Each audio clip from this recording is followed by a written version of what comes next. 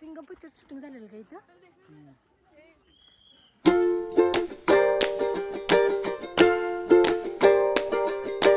नमस्कार मंडळी, welcome back to our channel. आणि आज आहे आमचा गोव्यातला दिवस दुसरा.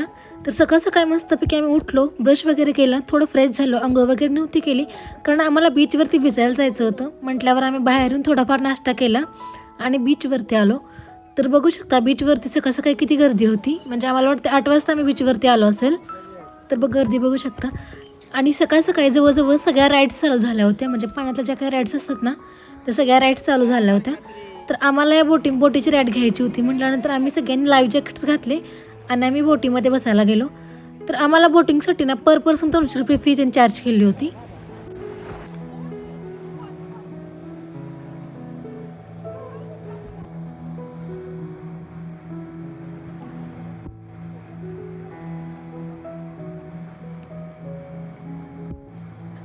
बोटीत बसल्यावर खरंच खूप भारी वाटत होतं. म्हणजे जशी जशी बोट आत निघाली होती ना, त्याची एक्साइटमेंट पण खूप वाढत होती. पण त्याचसोबत मनात भीती पण होती. आणि त्यात सकाळ सकाळी एवढ्या लाटा कशा काय उसळल्या होत्या काय माहिती.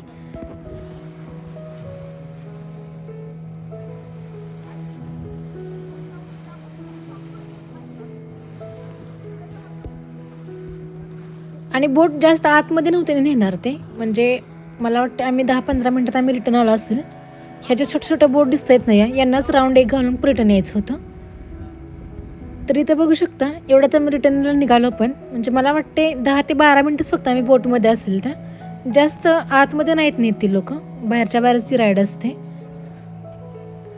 आमचं बोटिंग वगैरे करून झाल्यानंतर आम्ही थोडा वेळ बीचवरतीच एन्जॉय करायला थांबलो.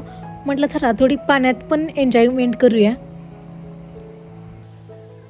आणि लाटा पण खूप मोठ्या मोठ्याने उसळत होत्या. त्यामुळे तिथे जे गार्ड्स असतात ना, ते सारखे शिट्ट्या वाजवत होते की जास्त आतमध्ये जाऊ नका असं. आणि त्यांनी काही ठिकाणी ना असे डेंजरचे बोर्ड लावले होते. म्हणजे त्या ठिकाणी ना थोडे समुद्राची पाती कमी जास्त आहे, त्यामुळे तिथं लाटा भरपूर येत होत्या. तर अशा ठिकाणी अलाउडच नव्हतं जाण्यासाठी आम्हाला.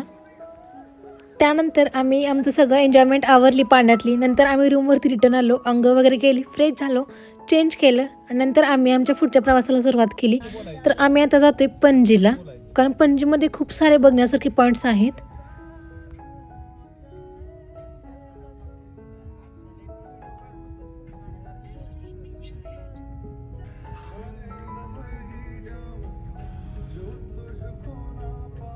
आम्ही थांबलो होतो इथे एका ठिकाणी, बर्गर खाऊया म्हटलं. बाहेर आले म्हटल्यावर काहीतरी खाल्लंच पाहिजे, शिवाय मज्जा कशी.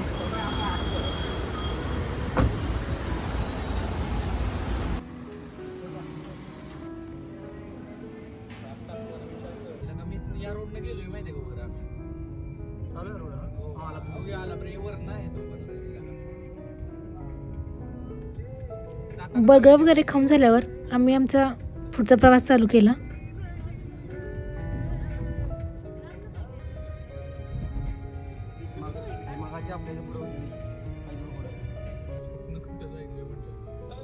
तर आम्ही आता पोचले पणजीमध्ये. आणि पणजीमध्ये गेल्या गेल्या आम्हाला ना मोठे मोठे क्रूज दिसले. आधी बघू शकता पाण्यामध्ये किती छान मोठे मोठे क्रूज आहेत. तर आम्हाला ते क्रूजमध्ये पण बसायचं आहे, कारण आम्ही कधीच नाही बसलो त्या क्रूजमध्ये आजपर्यंत. तर तो पण एक्सपिरियन्स घ्यायचा आहे आम्हाला. पण क्रूजमध्ये बसायची मजा ही संध्याकाळचीच असते, कारण संध्याकाळची ना ते क्रूज पाण्यामध्ये जातात, मग त्या लाईट्स वगैरे ऑन होतात, तेव्हा खरंच खूप छान दिसतं तिथलं वातावरण. त्यामुळं आत्ता आम्ही जातोय, बाकीचे जे काय आहेत ना फेमस पॉईंट ते बघण्यासाठी जातोय आम्ही. मग ते आत्ता बघून घेऊन नंतर संध्याकाळी आम्ही क्रूजमध्ये जाऊ.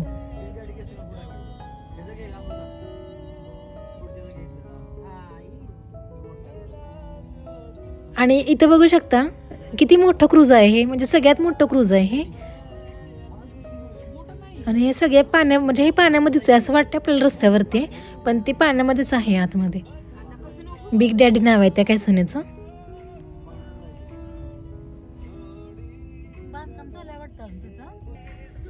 तर आत्ता आम्ही चाललोय फाउंटनास बघायला. फाउंटनास म्हणजे तिथं ना वेगवेगळ्या प्रकारच्या रंगीबेरंगी बिल्डिंग्स आहेत. आम्ही आत्तापर्यंत त्या पिक्चरमध्येच बघितलेल्या, म्हणजे व्हिडिओजमध्ये फोटोजमध्ये बघितल्या होत्या, पण आम्ही आता ते रिअलमध्ये बघायला चाललो आहे. चला तुम्हाला पण दाखवतो. तर व्हिडिओ शेवटपर्यंत बघा, स्किप नका करू. तुम्हाला पण आमच्यासोबत बरीचशीच काय काय नवीन स्थळं एक्सप्लोर करायला भेटतील गोव्यातली. तर आम्ही आत्ता आलो आहे चर्च बघण्यासाठी. तर इथं बघू शकता बरीचशीच गर्दी आहे, बरेचसेच लोक इथं आलेत फोटोज वगैरे काढायला. आणि खरंच खूप सुंदर चर्च आहे ते. आणि त्यात ते व्हाईट, चर्चचा कलर मोस्टली व्हाईटच असतो, तर व्हाईट असल्यामुळे एकदम ते असं अट्रॅक्टिव्ह दिसतं आहे ते चर्च. त्यानंतर आम्ही आलो फाउंटेनच बघायला, म्हणजे तिथंच त्या रंगीबिरंगी आहेत ना बिल्डिंग्स वगैरे, त्या बघायला आलो आम्ही घरं. तर तिथं जास्त अलाट नव्हतं फोटोग्राफी व्हिडिओग्राफी करायला, पण त्यातून एक छोटीशी क्लिप रेकॉर्ड केलीच आम्ही. तर आम्ही आता आलो आहे डोनापुरा लोकेशनवरती. तर तिथं आम्ही सिंगम पॉईंट बघणार आहे, तर तुम्हालाच दाखवतेच मी. मॅचिंग केली.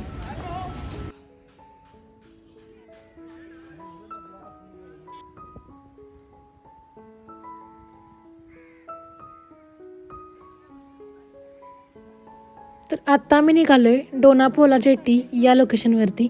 आणि हे जे लोकेशन आहे ना ते एकदम समुद्राच्या काठावरती आहे.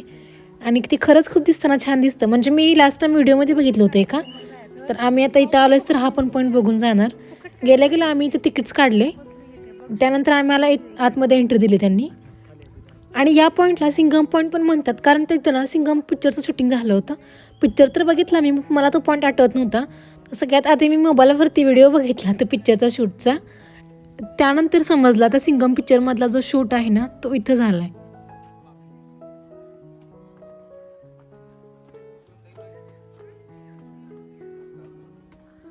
आणि आता आम्ही जो निघालो ना तो पॉईंट आहे डोनापोला जेटी.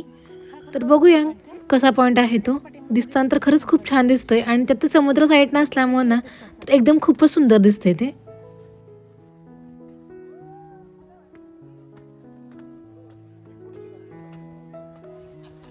आणि इथे बघू शकता लहान मुलांची ट्रिप पण आली आहे. त्यांना बघितलं माझे लहानपणीचे दिवस आठवले, म्हणजे आम्ही पण असं ट्रिपला जायचो शाळेमधून. त्यानंतर आम्ही एका ठिकाणी थांबून थोडा ब्रेकफास्ट केला, कारण आम्ही आज दिवसभर काही जेवलेलं नाही आहे. तर इथं आम्ही सँडविचेस मागवले होते आणि काही कोल्ड कॉफी पण घेतला. तर तिथल्या म्हणजे तुम्ही जात असाल ना डोनापोलाच्या इथं, तर तिथं खूप छान स्नॅक सेंटर आहे, तुम्ही पण तिथं नक्की खाऊन बघा, ट्राय करून बघा. खरंच खूप छान टेस्ट आहे तिथली.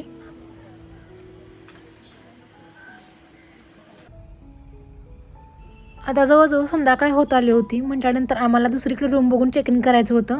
मग त्यासाठी आता आम्ही निघालो आहे.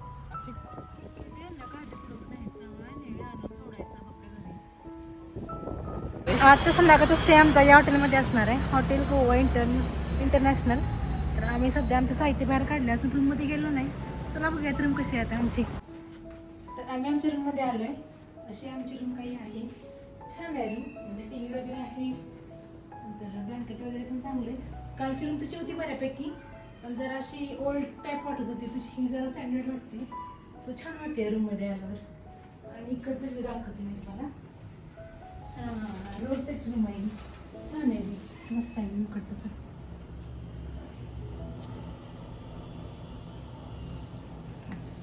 हॉटेलजवळ खूप छान दिसतंय, आणि त्यात संध्याकाळची वेळ असल्यामुळे तर एकदम उठून दिसते सगळं. इकडे पण काही रूम्स आहेत, आणि आम्ही आता ह्या रूममध्ये राहिलो आहे.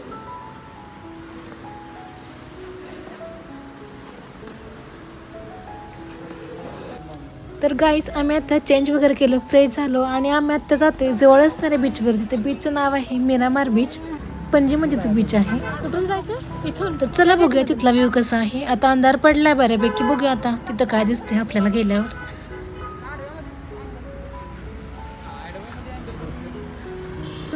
सूर्यास्त कधीच झालाय, आता अंधार पडलाय.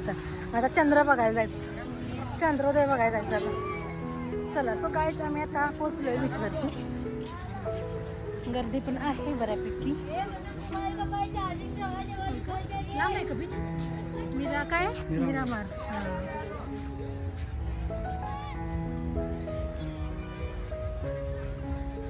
अरे गर्दी भरपूर आहे, शाळेची ट्रिप आहे वाटते इकडं.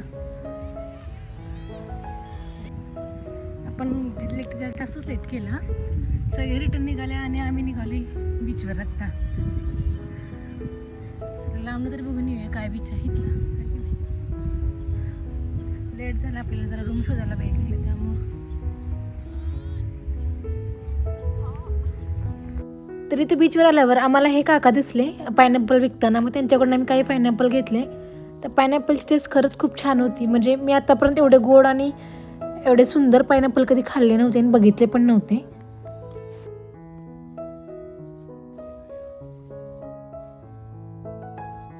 तर गाईज आम्ही हॉटेलवरती रिटर्न आलोय. जास्त वेळ बीचवर थांबता नाही आलं कारण अंधार पडला आम्ही जाईपर्यंत. थोडा वेळ बसलो तिथे पण मच्छर जास्त होते त्यामुळे आम्ही उठून तिथे रिटर्न आलो. तर आता आमचा प्लॅन असणार आहे क्रूजवरती जायचं. तर गाईज आजचा ब्लॉग इथंच एंड करूया. भेटूयात नेक्स्ट ब्लॉगमध्ये. तोपर्यंत बाय.